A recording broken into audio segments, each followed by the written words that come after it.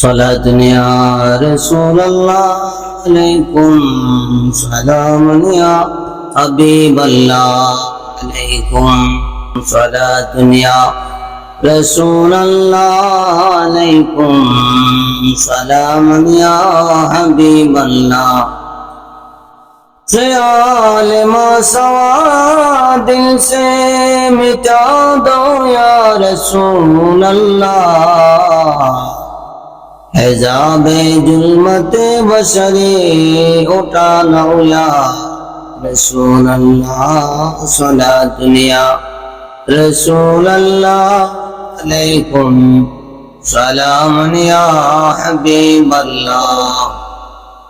उपस्थित मुसल्लिन करम बुजुर्गान जमात ও पैरा पर्दा निशिन माबुनेरा रहिमानी रहिमकुल्लाह अस्सलामु अलैकुम व रहमतुल्लाहि व बरकातुहू। আল্লাহ সুবহানাহু ওয়া তাআলা দরবারে লাখ কোটি শুকরিয়া আদায় করি। আল্লাহ সুবহানাহু ওয়া তাআলা আমাদেরকে আল্লাহর মসজিদে আসার পাশার তৌফিক দিয়েছেন, আমরা সবাই উচ্চ আওয়াজে পড়ি আলহামদুলিল্লাহ। প্যারে হাজরিন, পবিত্র মেরাজ রাসূল করিম সাল্লাল্লাহু তাআলা আলাইহি ওয়াসাল্লামের একটা অনন্য মুজিজা। আজকে রজব মাসের তৃতীয় জুমা,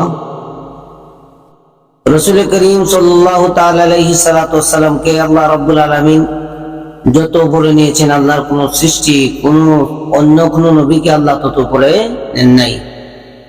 মুসা আলাইহিস সালাতু ওয়াসসালাম আল্লাহকে দেখার জন্য আফসোস করেছেন, বারবার আকুতি পেশ করেছেন, রব্বি আরিনি, প্রভু আমাকে দেখা দাও। আল্লাহ বলেছেন লান তারানি, আমি দেখা দিই।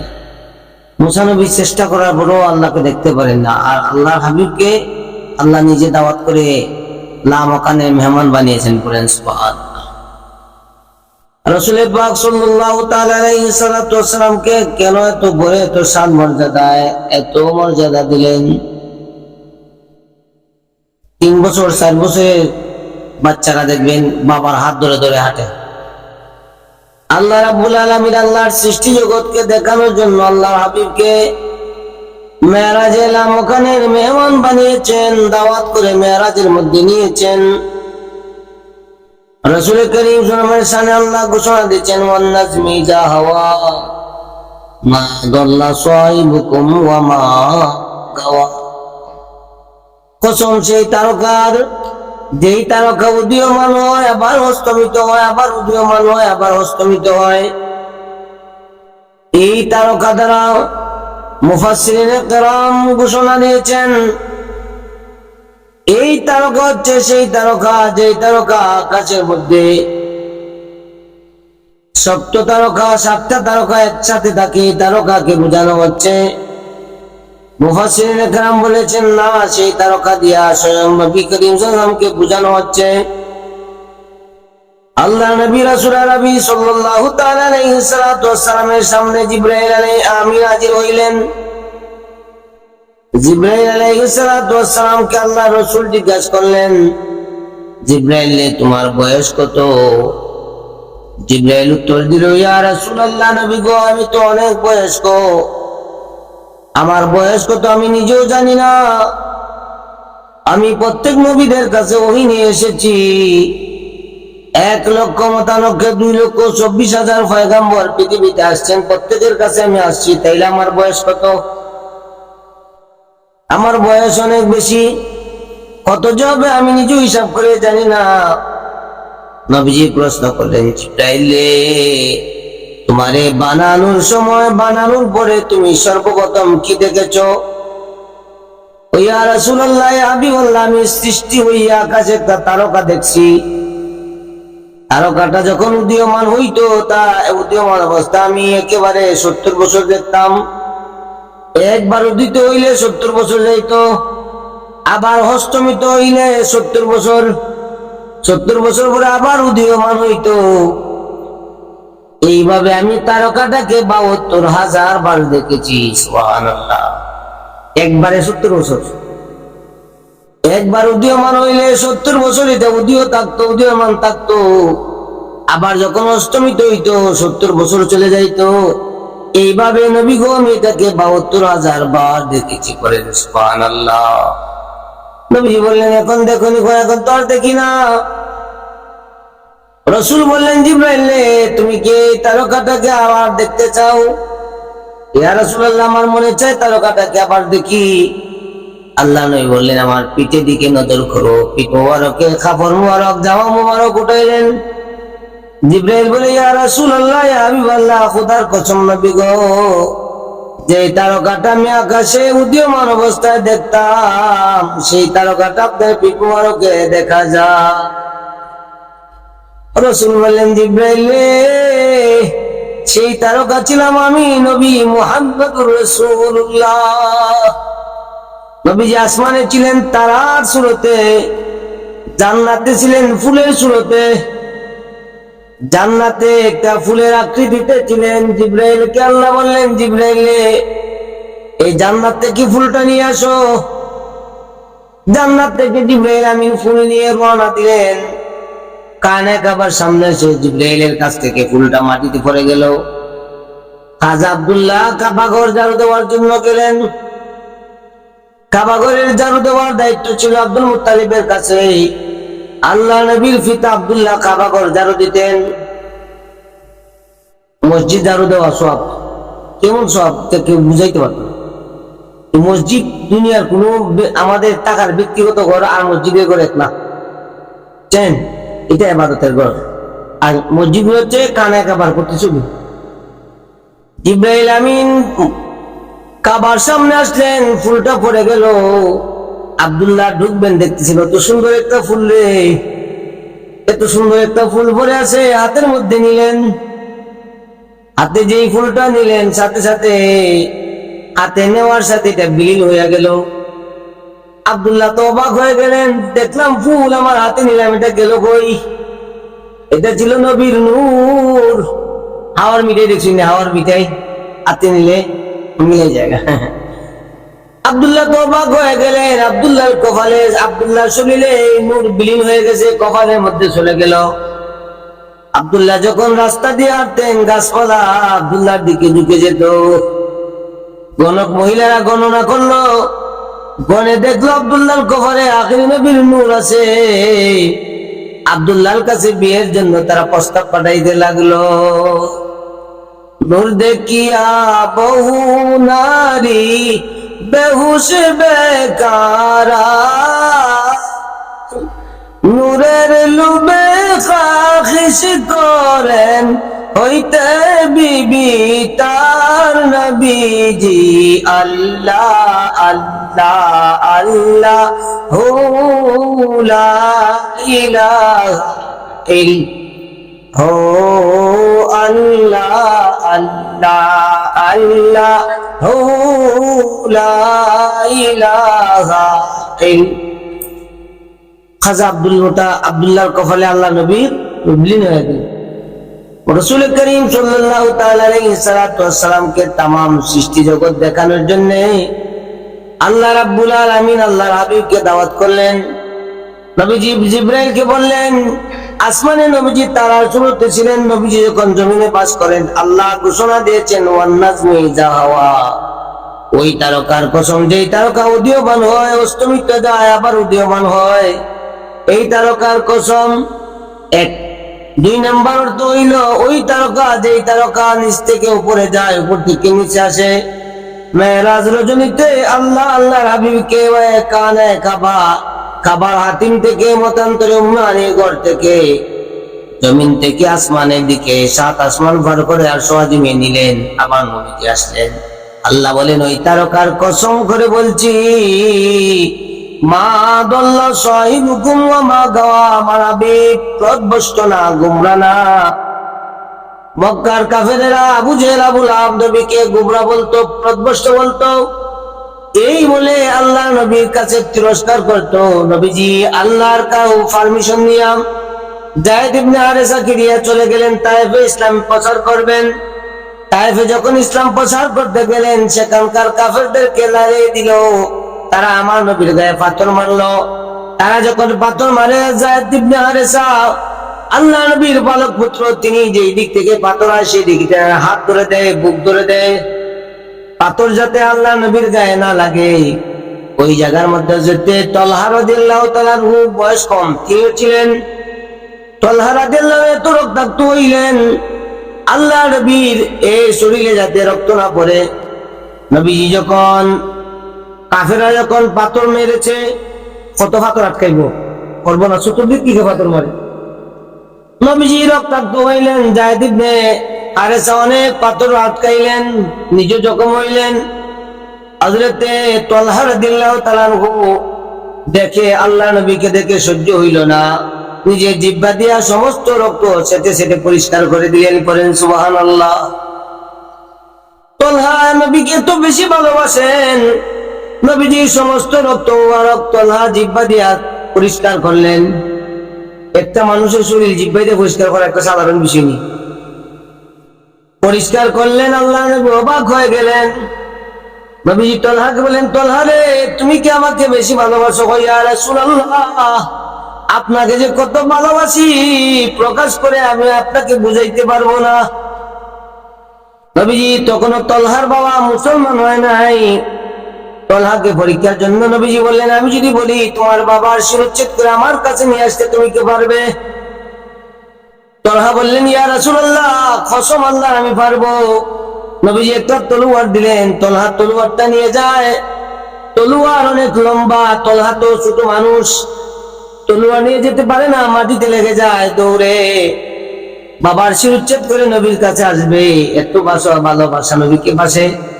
নবী পিছন থেকে ডাক দিলেন, তালহা রে আয়, আমি পরীক্ষা করেছি রে, তুমি পরীক্ষার মধ্যে ফার্স্ট হয়েছে। বলেন সুবহানাল্লাহ।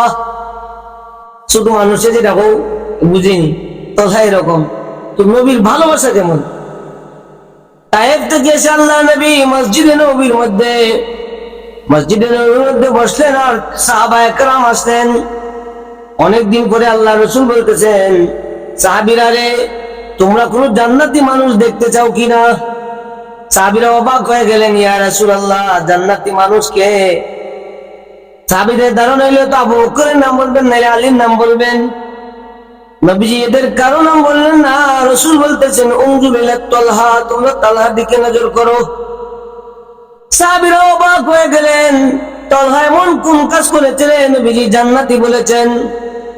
নবীজির চক্ষু থেকে পানি বের হয়ে আসলো। আল্লাহ নবী কেঁদে কেঁদে বললেন, শুনো, আমার তালহা, আমি যেই দিন তায়েফে রক্তাক্ত হয়েছিলাম, আমার সমস্ত শরীরে রক্তাক্ত, তালহা সমস্ত শরীর জিহ্বা দিয়া চেটে চেটে পরিষ্কার করেছে রে। তালহার পেটের মধ্যে আমার রক্ত মুবারক গিয়েছে, জাহান্নামের আগুন আল্লাহ তার জন্য হারাম করে দিয়েছে। বলেন সুবহানাল্লাহ। দুইজন সাহাবীর জন্য, দুইজন সাহাবী আর একজন মহিলা, তিনজনের জন্য জাহান্নামের আগুন স্পর্শ করতে পারবে না, হারাম। একজন হচ্ছেন হযরতে তালহা, আর একজন হচ্ছেন হযরতে আবু সাঈদ খুদরির পিতা মালিক বিন সিনান। উহুদের ময়দানে যখন আল্লাহ নবী রক্তাক্ত হয়েছিলেন, রক্ত মুবারক মাটিতে পড়তে দেয় নাই।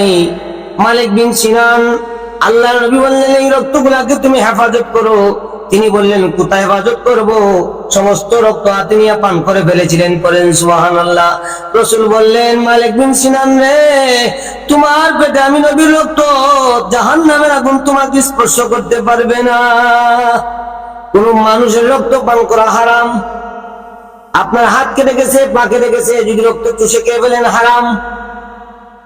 কোন প্রাণীর রক্ত, কোন মানুষের রক্ত খাওয়া হারাম। নবীজির রক্ত পান করার কারণে রাসূল বললেন, জাহান্নামের আগুন হারাম। আরেকজন হচ্ছে আয়মন, উম্মে আয়মন, আল্লাহ নবীর পশ্চা মুবারক পান করেছিলেন। রাসূল বললেন, উম্মে আয়মনের পেটের মধ্যে জীবনে প্রসূত হবে না। উম্মে আয়মনের জন্য জাহান্নামের আগুন আল্লাহ হারাম করে দিয়েছে। বলেন সুবহানাল্লাহ। রাতের বেলা আল্লাহ নবী পশ্চা মুবারক করে পাত্রের মধ্যে রাখলেন। উম্মে আয়মনকে বললেন, এগুলা তুমি হেফাজত করো। উম্মে আয়মন বললেন, কোথায় ফেলবো? এটা তো মেশকাম্বরের ঘ্রাণ বের হচ্ছে। এই মেশকাম্বরের ঘ্রাণটি সম্পূর্ণ পান করে ফেললেন। সুবহানাল্লাহ। নবীজির পসিনা মুবারক মেশকাম্বরের চাইতে বেশি ঘ্রাণ। আল্লাহ নবী রাসূল নবী সাল্লাল্লাহু তাআলা আলাইহি সাল্লাতু ওয়াসসালামের কাছে একজন আনসারী মহিলা আসলেন। এসে বললেন, ইয়া রাসূলুল্লাহ, আমার একটা মহিলা আছে, মেয়ে আছে, বিবাহ দিতে পারি নাই, টাকা পয়সা নাই, অভাবী আমি, আমার কাছে ডলার নাই, দিনার নাই, অভাবে আমি, অভাবের কারণে, অর্থের অভাবে আমি দিতে পারি নাই। ইয়া রাসূলুল্লাহ, আমাকে কিছু সাহায্য করেন। রাসূল বললেন, এমন সময় তুমি আসছো, সাহায্য করবো কি দিয়ে? আমার অন্যান্য সাহাবীরা, ধনাঢ্য সাহাবীরা তো চলে গিয়েছে, ধনী সাহাবীরা থাকলে টাকার সময় যদি আসছে তাইলে আমি তোমাকে সাহায্য করতে পারতাম, এখন কি করি? রাসূল বললেন, তুমি একটা কাজ করো, আমার কাছ থেকে কাউকে ফিরাই দিতে পারি না, এটা নবীর ধর্ম না। রাসূল বললেন, তুমি একটা শিশি আনো, একটা বোতল আনো। তিনি একটা শিশি আনলেন, আল্লাহ নবীর শরীর মুবারক থেকে গাম মুবারক নিয়ে শিশির মধ্যে বললেন, একটা শিশি বললেন, চেহারা থেকে শরীর মুবারক থেকে গাম নিয়ে ভরে এই শিশিটা দিলেন, আর বললেন, শুনো, এখান থেকে কিছু কয়েক ফুটা গাম তুমি কি করবে, তোমার ঘরের চতুর্দিকে ছিটিয়ে দিবে, আর বাকিটুকু হেফাজত করবে। এটা যদি কেনার জন্য কোনো মানুষ আসে তাইলে তুমি কম দামে বিক্রি করবে না, উঁচা মূল্যে, উচ্চ দামে, সরা দামে তুমি এটা বিক্রি করবে, কম দামে বিক্রি করবে না। এটা যখন তিনি দিলেন, মহিলাটা বাড়িতে গিয়া ঘরের চতুর্দিকে কয়েক ফুটা ছিটিয়ে দিল। এই যে আমাদের রাস্তা আছে, এরকম রাস্তার পাশে তার বাড়ি, রাস্তা দিয়ে বাণিজ্যিক কাফেলা যায়, মিশর থেকে একটা দল যাচ্ছে, ধনাঢ্য ফ্যামিলির লোক, এরা গান শুনে থামাইলো। যাত্রা বিরতিরা বললে, গান কোথার থেকে আসতেছে, এত গান, এত সেন্ট কোথার থেকে আসতেছে? এরা দাঁড়িয়ে গেল, ঘর থেকে মহিলাটা বাইরে হইলো, বললো, তোমাদের এই গান কোথার থেকে আসে? আমার ঘর থেকে আসে। ও, তুমি এগুলা পাইলে কই? এগুলা কোনো বাজারে মিলবে না, কোনো বাজারের জিনিস না, কোনো মার্কেটে তোমরা পাবে না, তোমরা কোনো সারা ওয়ার্ল্ডে কোন জায়গায় এটা বিক্রি হয় না, পাবে না, একমাত্র আমার কাছে আছে। এটা কি তুমি বিক্রি করবে? বিক্রি করবো। তবে এটা কম দামে বিক্রি হবে না।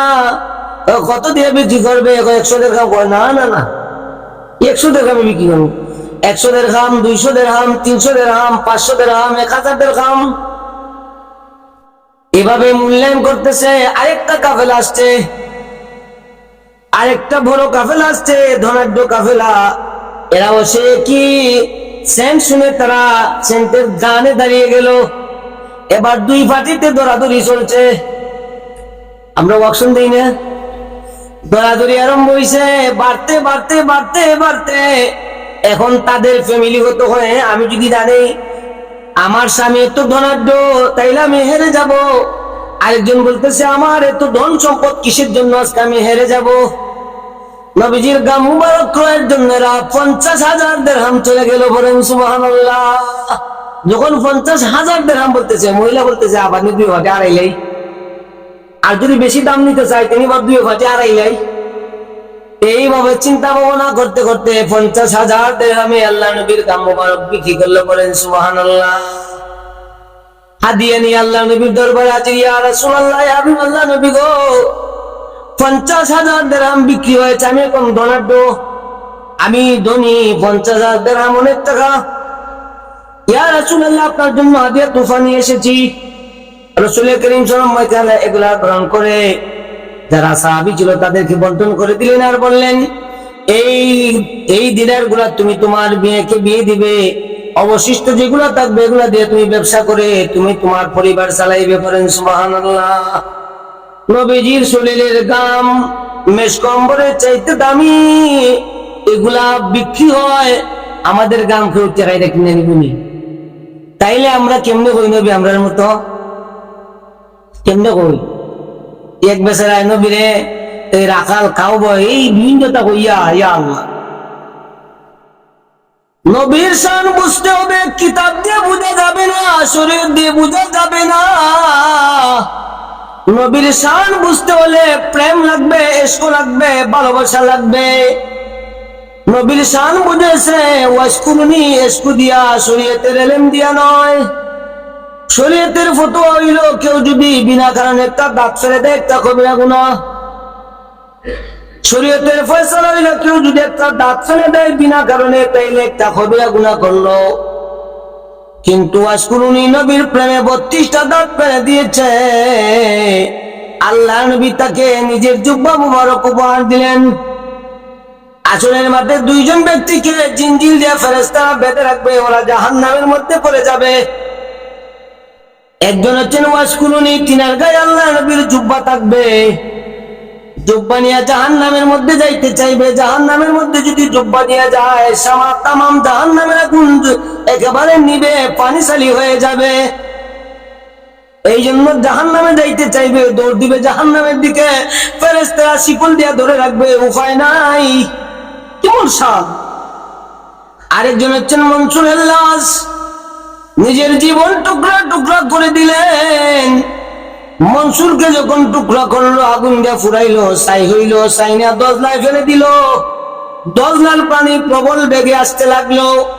মনসুর কুরবানি হওয়ার আগে, ফাঁসি হওয়ার আগে তিনার একটা চাদর দিয়েছিলেন, বলছিলেন যদি কোনোদিন দজলার পানি প্রবল বেগে আসে আমার চাদরটা তোমরা ধরে দিও, দজলার পানি থেমে যাবে। মনসুরকে আগুন দিয়ে জ্বালাইলো, ছায়ে কয় আনাল হক, আনাল হক। মারছে, কাটছে, টুকরা টুকরা করছে। প্রত্যেকটা টুকরা থেকে আগে তো এক জবানে বলতো আনাল হক, যত টুকরা করে প্রত্যেক টুকরা থেকে জবাব আসে আনাল হক, আনাল হক। টুকরা যত বেশি জবাব তত বেশি, আওয়াজ তত বেশি। তাড়াতাড়ি আগুন দিয়ে ফুললো, ছাই হইল, প্রত্যেক ছাইয়ের থেকে আওয়াজ আসে আনাল হক, আনাল হক। দজলার মধ্যে ছাই ফেলে দিল, পানি প্রবল বেগে আসতেছে, এখন ঘর বাড়ি ডুবাই ফেলবে। তাড়াতাড়ি মনসুরের চাদর ধরলো, দজলার পানি থেমে গেল। আসলের দিন মনসুরের লাশকে ফেরেশতারা জিঞ্জির দিয়ে ধরে রাখবে। মনসুর বলবে আমি জাহান্নামে যাই, দেখি জাহান্নাম কেমনে আমারে জ্বালায়।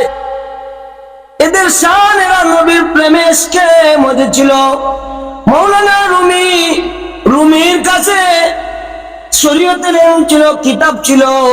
রুমি যখন শামসুত তিবরিজের প্রেমের মধ্যে ডুব দিল, দেখলো শরীয়তের জ্ঞানে তার কোনো কিছুই নাই।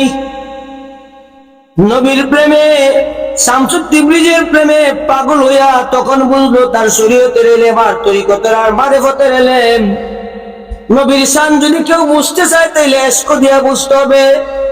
শরীয়তের জ্ঞান দিয়ে যদি কেউ বিচার করে তাইলে সঠিক বিচার করতে পারবে না। নবী শরীয়তের অধীন না, শরীয়ত নবীর অধীন। আল্লাহ আমাদের সকলকে নবীর শান বুঝার তৌফিক দাও। আখিরুদ দাওয়ানা আলহামদুলিল্লাহি রাব্বিল আলামিন। আসসালামু আলাইকুম ওয়া রাহমাতুল্লাহি ওয়া বারাকাতুহু।